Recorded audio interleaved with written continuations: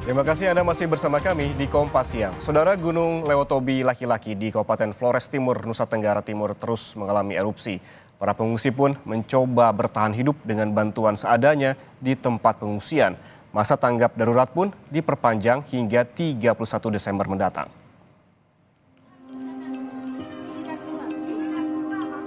Rasa trauma masih belum hilang dari ingatan Irma Jawa Soge, warga desa Dulipali, ketika mengingat peristiwa erupsi Gunung Lewotobi laki-laki. Irma bersama kedua putranya tengah tidur dan tiba-tiba saja sebuah batu menghantam atap rumah dan jatuh tepat di samping putra sulungnya. Kepanikan pun muncul seketika. Irma langsung sadar bahwa Gunung Lewotobi laki-laki sedang meletus.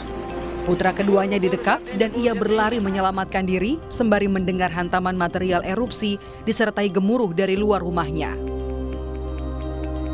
Perjuangan hidup Irma tak sampai di situ.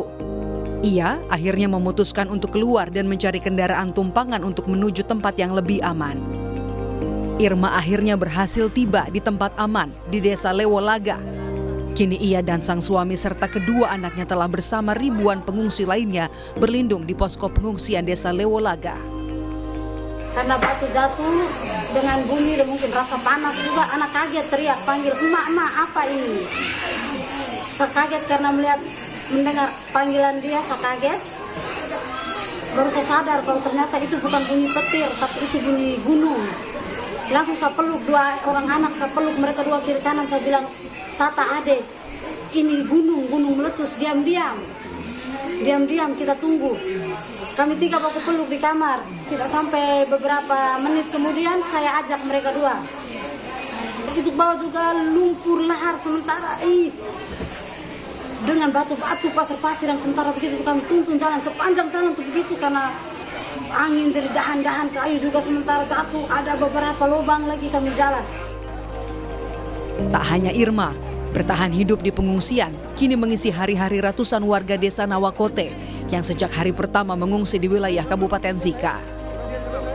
Warga terpaksa berpindah-pindah pengungsian menyusul masifnya abu vulkanik yang mengguyur wilayah Kabupaten Sika.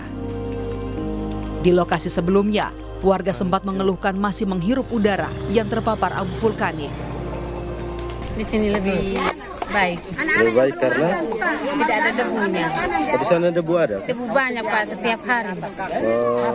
Turun terus. Tidak nyaman ini. Iya. Perut air juga tidak ada di sana. Sejak pertama mengungsi di bagian pantai selatan. Terus lari lagi ke Bogor-Natal. Hingga Senin malam, Gunung Lewotobi laki-laki masih mengalami erupsi. Pos pengamat Gunung Lewotobi laki-laki merekam erupsi terjadi sebanyak 8 kali. Terlihat pula luncuran pijar mendekati permukiman warga. Dengan aktivitas kegempaan dan vulkanis yang belum menurun, pemerintah Kabupaten Flores Timur dipastikan akan memperpanjang status darurat bencana hingga 31 Desember mendatang. Jelas untuk SK-nya 58 hari. Nanti dia masih darurat terus, saya juga tambah lagi 58 hari. Terhitung sejak kapan? Hari pertama kita meletus, kemarin tanggal berapa ya? 4 ya? 4. Hari itu Berarti sampai 31 Desember ya, Mak? ya, nanti pasti akan perpanjang lagi.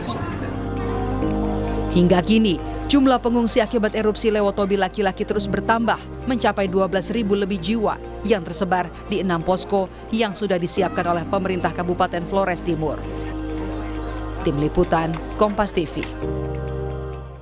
Hingga Senin malam, Gunung Lewotobi laki-laki masih terpantau erupsi. Lalu bagaimana pantauannya siang ini kita tanyakan pada jurnalis Kompas TV Citos Natun di Flores Timur, Nusa Tenggara Timur. Citos, selamat siang. Hingga siang ini bagaimana pantauan Gunung Lewotobi? Apakah masih tercatat adanya erupsi susulan, Citos? Baik, selamat siang Ian dan juga saudara. Memang untuk erupsi sendiri di belakang saya ini memang terlihat Gunung Lewotobi laki-laki yang tengah erupsi dan pihak PVMBG sendiri mencatat sejak hari malam pukul 00 hingga pagi tadi kurang lebih pukul 10 itu terjadi 10 kali erupsi dengan tinggi kolom abu antara 1.000 hingga 4.000 meter dari permukaan kawah dan tadi malam kami juga memantau bahwa luncuran lava pijar itu mulai mengarah ke arah barat, di mana arah barat ini mendekati desa Nawakote dan juga mulai mengarah ke permukiman di sekitar desa Hokenjaya.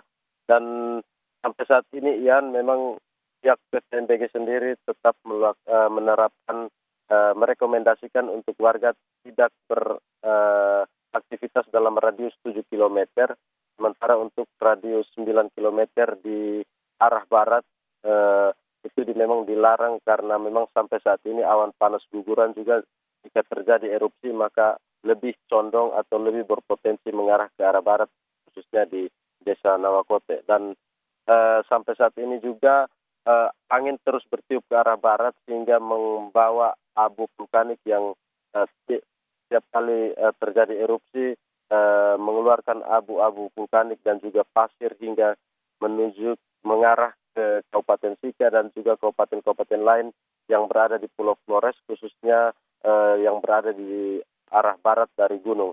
Dan tadi kami memantau bahwa memang abu vulkanik telah mencapai hingga ke Provinsi Nusa Tenggara Barat dan juga mulai menyebar hingga ke Pulau Sumba yang berada di selatan dari Pulau Flores.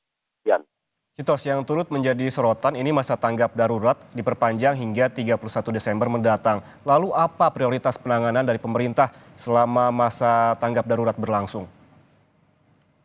Yan dan juga saudara, memang sampai saat ini pemerintah Kabupaten Flores Timur terus berupaya untuk melakukan upaya penanganan yang paling dekat adalah memenuhi kebutuhan para pengungsi, karena para pengungsi ini tersebar di 6 posko dari 8 posko yang akan disiapkan oleh pemerintah Kabupaten Flores Timur, di mana ada 2 posko yang akan segera dibentuk karena masih ada sekitar 2.000-an pengungsi yang sejak hari pertama mengungsi di Kabupaten Sika, dan para pengungsi ini 2 hari terakhir sudah perlahan-lahan ditarik kembali oleh pemerintah Kabupaten Flores Timur untuk menempati posko-posko yang sudah disiapkan.